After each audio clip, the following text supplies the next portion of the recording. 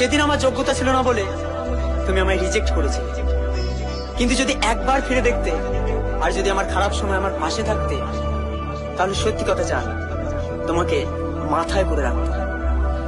কিন্তু ভালো মানুষের মুখোশ করে তুমি এটাই বুঝিয়ে দিলে কাউকে মন প্রাণ দিয়ে ভালোবাসলে কষ্ট পেতে হবেই। ও জীবন নদীর ঘূর্ণি পাকে পড়তে তোমায় হবে, কত আঘাত দিয়েছিলে বুঝবে তুমি তবে।